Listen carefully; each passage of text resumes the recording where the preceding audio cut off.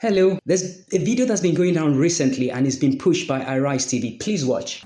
With the father now trending after posting footage of himself taking care of his daughter in the thick of a sickle cell crisis.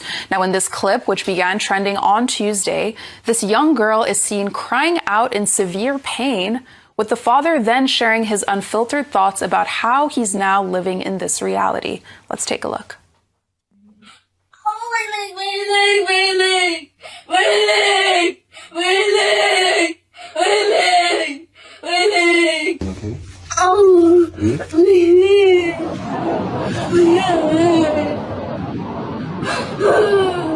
My daughter was having crisis because she's a sickle cell.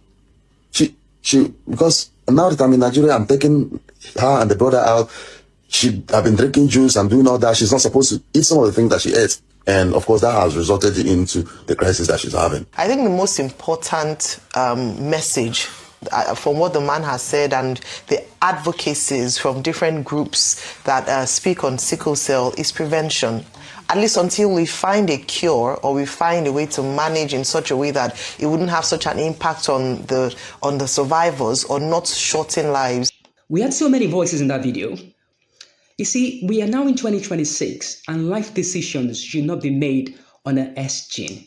The story of sickle cell has really changed. There are so many medications that patients can have and take to manage the condition.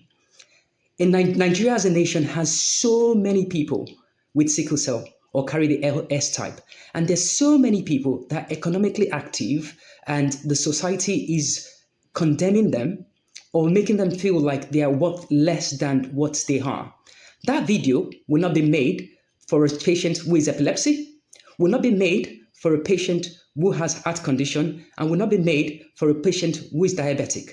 There are so many medical conditions I can tell you that video would not be made of.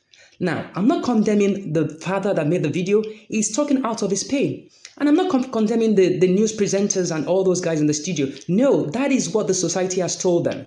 Listen, if you grow up in a society that tells you less than, that you shouldn't have been brought into the world, that tells you that your parents have made a mistake from bringing you into the world, you grow up feeling less than. There is a child in that video. And again, I'm not blaming the father for making the video, but this is it. This is why Sickle Cell Mentorship exists, to change the narrative, to tell people that we are in a new age now, we are in a new generation now. The national strategy for sickle cell shouldn't be a case of prevention. It should be a case of, yes, we've got this epidemic in our society and we need to learn how to manage it. Honestly, there are so many drugs. Folic acid, Penicillin, hydroxyurea. These drugs can be given to people at their very young age that will reduce the incidence of crisis. My name is Bolade Onilari. I'm the founder of Sickle Cell Mentorship. I am 43. I am a father of 2. I run a few businesses. And listen, this is not my story. I love my life. I love my life so much. And I won't trade it for yours. Let's think about sickle cell again. Let's change the narrative. Come and support us. Let's change the national strategy and the national agenda.